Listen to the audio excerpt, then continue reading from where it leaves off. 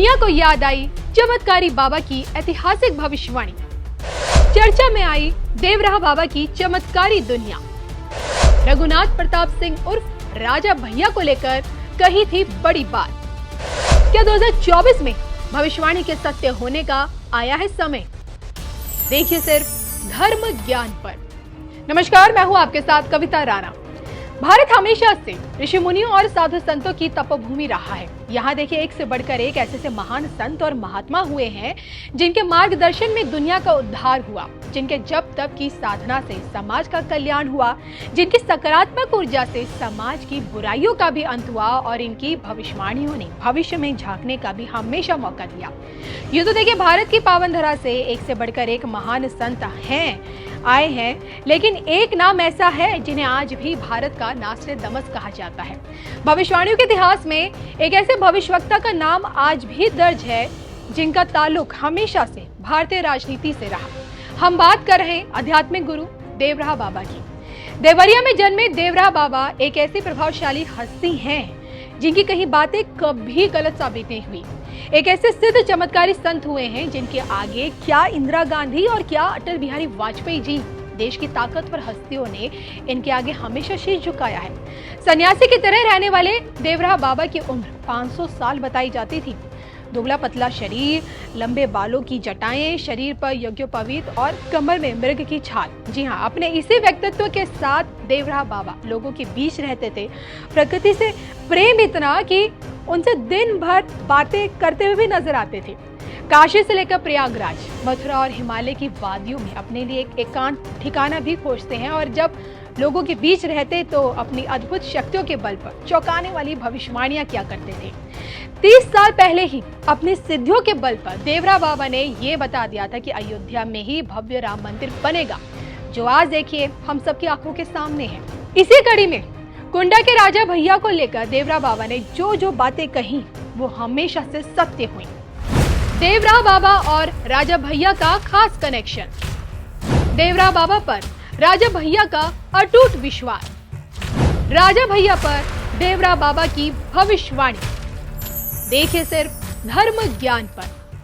रघुराज प्रताप उर्फ राजा भैया राजनीति के गलियारों में इस नाम से देखिए हर कोई वाकिफ है, क्योंकि ये नाम अपने आप में एक विजय गाथा है।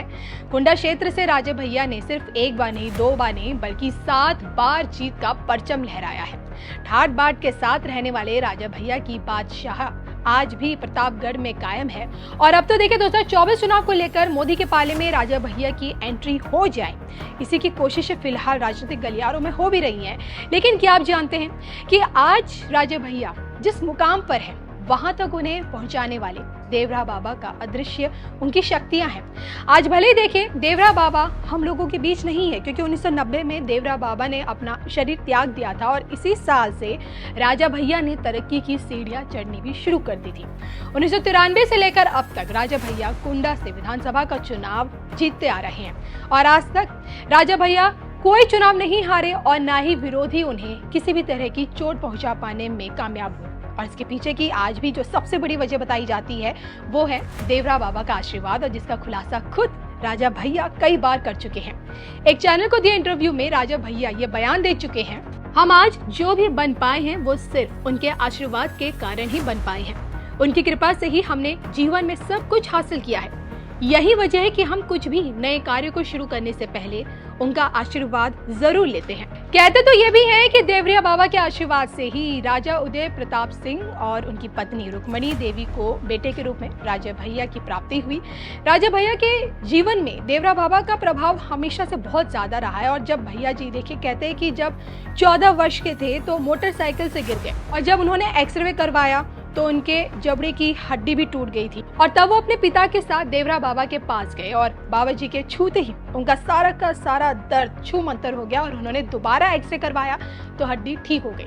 अब जो कि अगले साल यानी कि 2024 का चुनाव है और जिसे देखते हुए खासकर यूपी में विपक्षी पार्टियां तो देखिए मोदी के विरोध में एकजुट हो चुकी हैं और ऐसे में लोगों का यही मानना है कि राजा भैया जाएंगे तो सिर्फ पीएम मोदी के पाले में, क्योंकि पीएम मोदी भी देवराह बाबा की कृपा से अछूते बिल्कुल नहीं है।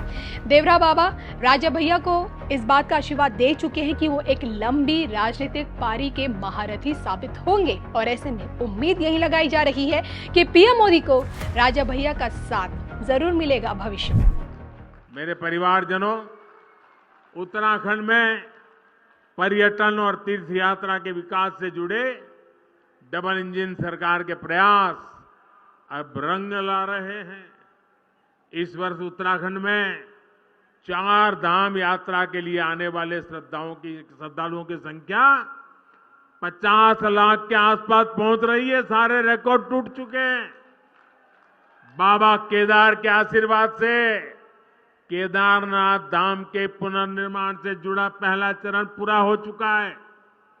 श्री बद्रीनाथ धाम में भी सैकड़ों करोड़ रुपयों की लागत से अनेक काम हो रहे हैं। केदारनाथ धाम और श्री हेमकुंड साहिब में रोपवे का भी काम पूरा होते ही दिव्यांग और बुजुर्ग तीर्थयात्रियों को बहुत सुविधा होने वाली है।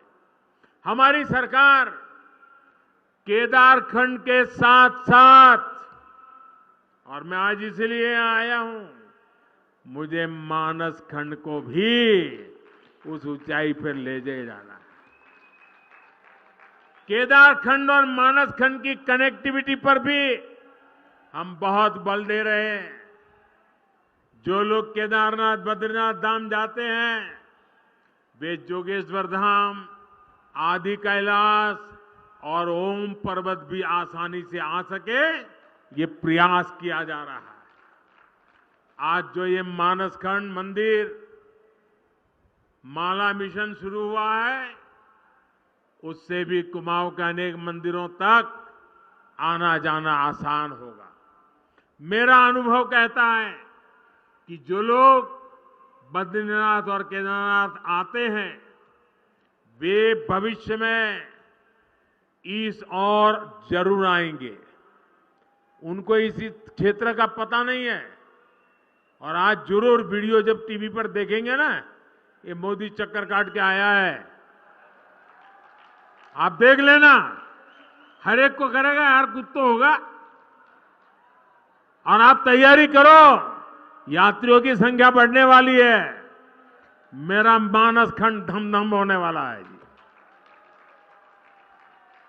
साथियों, उत्तराखंड की बढ़ती हुई कनेक्टिविटी यहां के विकास को नई ऊंचाई पर ले जाने वाली है।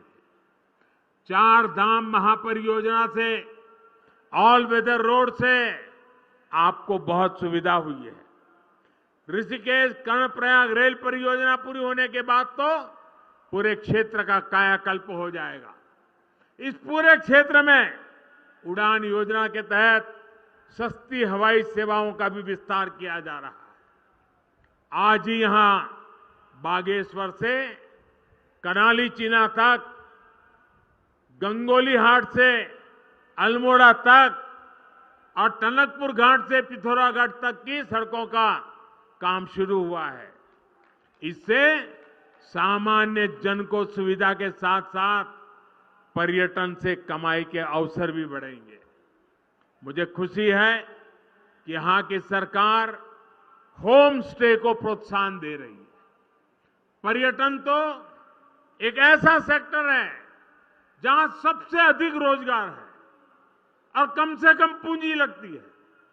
आने वाले समय में तो टूरिज्म सेक्टर का बहुत अधिक विस्तार होने वाला है, क्योंकि पूरी दुनिया आज भारत आना चाहती है, भारत को देखना चाहती है, भारत को जानना चाहती है।